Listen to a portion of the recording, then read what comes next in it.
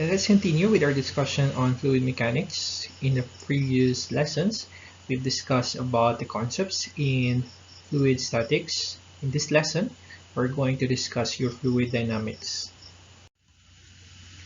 So, fluid flow can be extremely complex, as shown by the currents in river rapids or the swirling flames of a campfire. So, we have here some examples of your fluid, which have extremely complex fluid flow. Okay, like say for example here in your river rapids and in your campfire. But if this is the case, then it would be very hard to study fluids that are in motion. So we usually represent some situations by using your ideal fluids. Ideal fluids, or an ideal fluid, is a fluid that is incompressible. When we say incompressible, meaning the density cannot change and it has no internal friction, called your viscosity. Again, an ideal fluid is a fluid that has incompressible, or that is incompressible, meaning the density do not change and has no internal friction, which is also called your viscosity. In analyzing your ideal fluid, we usually talk about your flow line and then your steady flow. So when you say your flow line, this is the path of an individual particle in a moving fluid. So in the video, you can see here your green flow line. So these green lines here are what you call your flow lines. And it is called a steady flow if the overall flow pattern does not change with time. That is, the map of the fluid velocities at various points in space remains constant. But in the example here, you can see that there is some turbulence or some erratic flow. And thus we say that this is not a steady flow of your fluid. Other concepts in discussing your fluid dynamics is your streamline. When we say streamline, this is a curve whose tangent at any point is in the direction of the fluid velocity at that point. So like say for example here, so any point around here, and then you get a tangent line to that point in the direction of the fluid velocity. That is your streamline. And a flow tube is the flow lines passing through the edge of an imaginary element of area A, which forms a tube. And we call the tube of imaginary area A as your flow tube. So we have two fluid flow patterns, usually around obstacles. So you have your laminar flow, and then you have your turbulent flow. A laminar flow is when the adjacent layers of fluid slide smoothly past each other and the flow is steady. Like say for example here, you have your steady flow of your fluid. And it is a turbulent flow if you have a regular flow and chaotic, and it happens at sufficiently high flow rates. And there is no steady pattern. The pattern changes continuously, like say for example in the river rapids. Okay, so you have your turbulent flow of your fluid there. And one of the most important equation in analyzing your in your fluid dynamics is your continuity equation. And your continuity equation is a quantitative relationship which is based on the fact that the mass of moving fluid doesn't change as it flows. So meaning, whatever the mass of your fluid is at some certain point, that is the same mass when it reaches another point. Like say for example here, if you have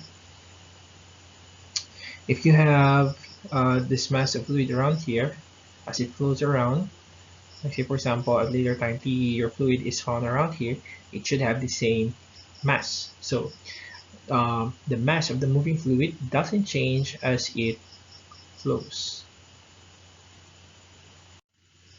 The figure at the right shows a flow tube. So this is what you call a flow tube with changing cross-sectional area. So in the first case, you have here cross-sectional area A1, and then here at the bottom, you have a cross-sectional area A1, and then at the top, you have a cross-sectional area A2. Your fluid flows from A1 to A2 around the flow tube. And in a steady flow, the total mass in the tube is constant. Again, just from the previous slide, you have stated that the mass of your fluid doesn't change as it flows. So that means you have your infinitesimal mass mass 1 is equal to your infinitesimal mass dm2. Now, the continuity equation for incompressible fluid is just equal to your A1V1 that's equal to your A2V2, meaning as if your if your fluid has this area here and then it moves at speed of v1, now since this mass here doesn't change as it flows, now the only way for this mass to be the same at this point here is either it changes your area, or it also changes your speed as your fluid flows. So you have your continuity equation, which is just your A1 V1 is equal to A2 V2. The volume flow rate is just your dV over dt, and then it is equal to your area times your velocity. So the product of your area times your velocity is what you call your volume flow rate. The continuity equation for an incompressible fluid is just again your A1 V1 that's equal to A2 V2. It shows that the volume flow rate has the same value at all points along the tube. So whatever the volume flow rate around here should be the same volume flow rate around this point here.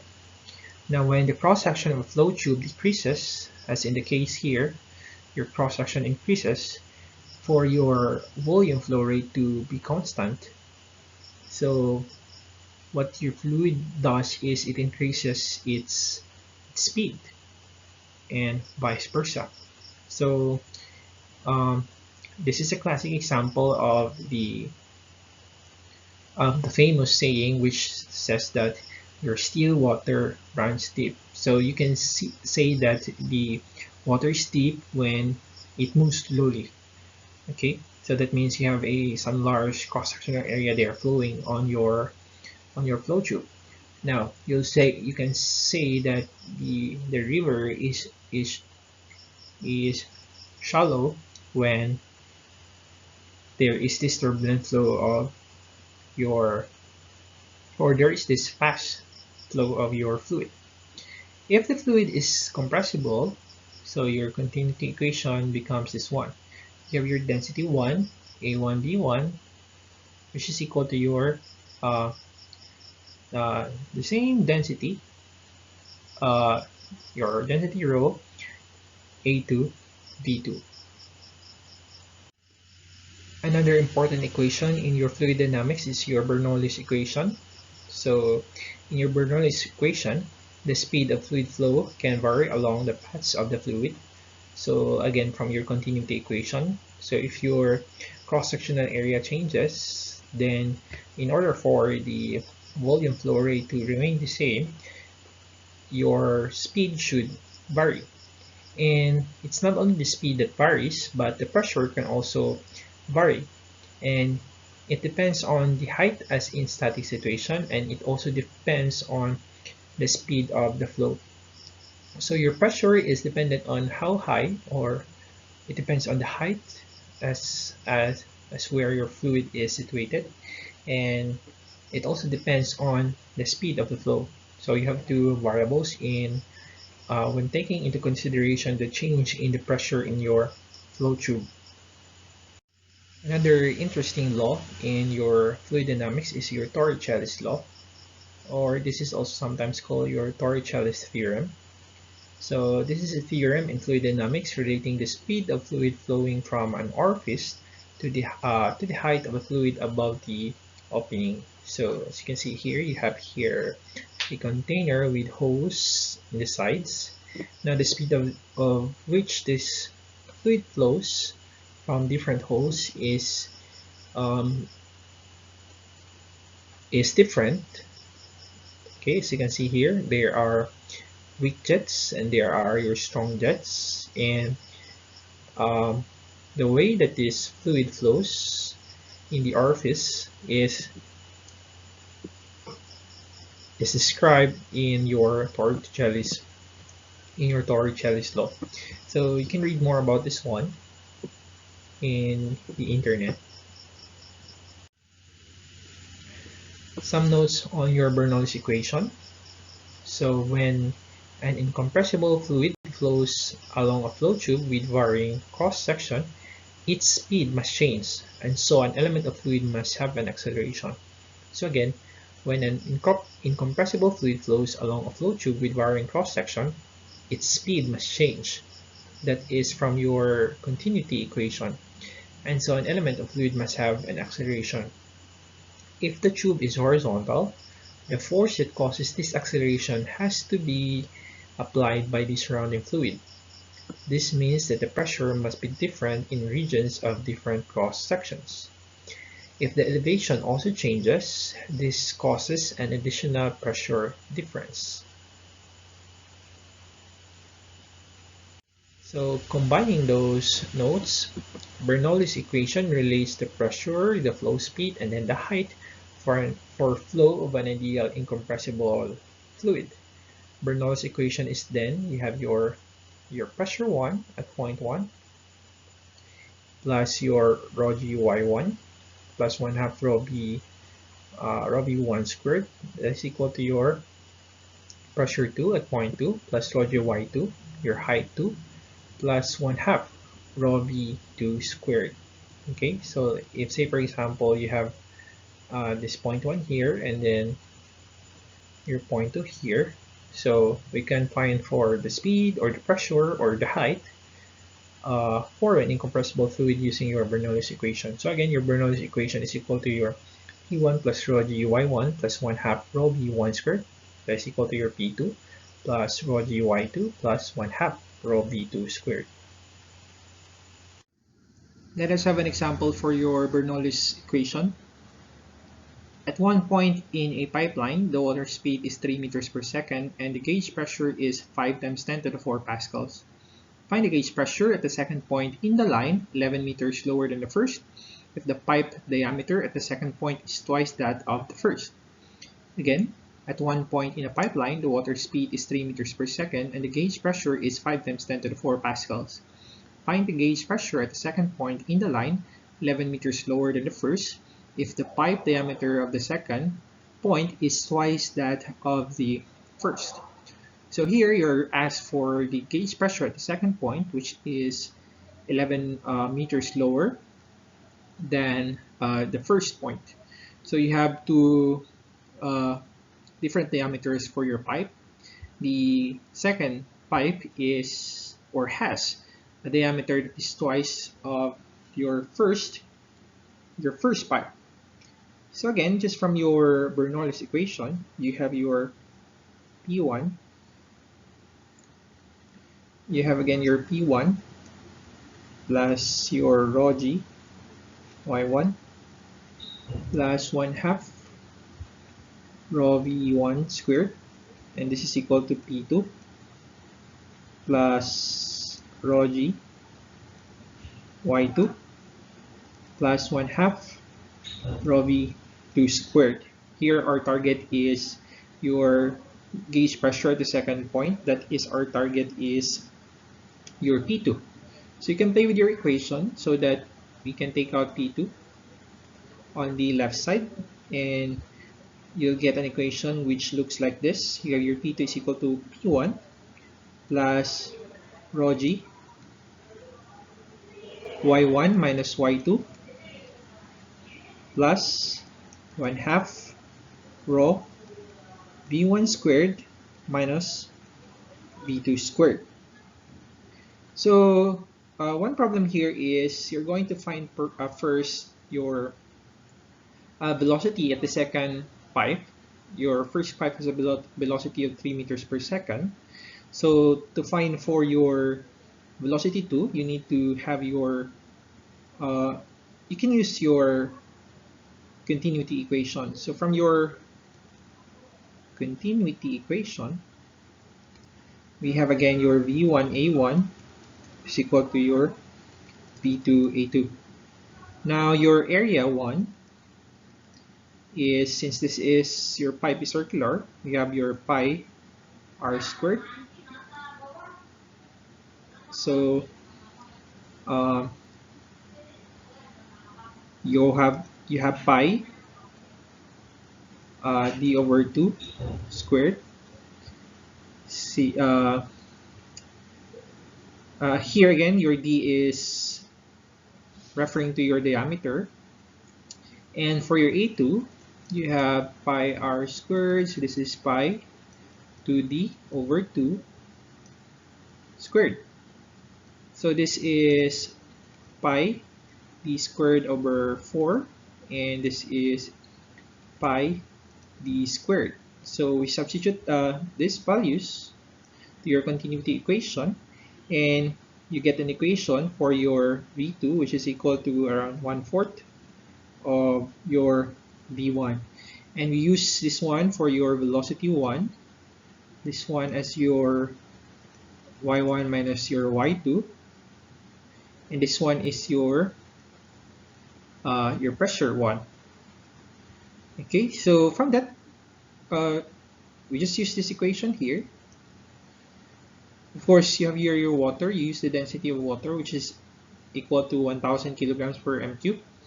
And you can verify it yourselves. You can solve it, and you'll get an answer of around 1.62 times 10 to the 5 pascals. So this is your gauge pressure at the second point.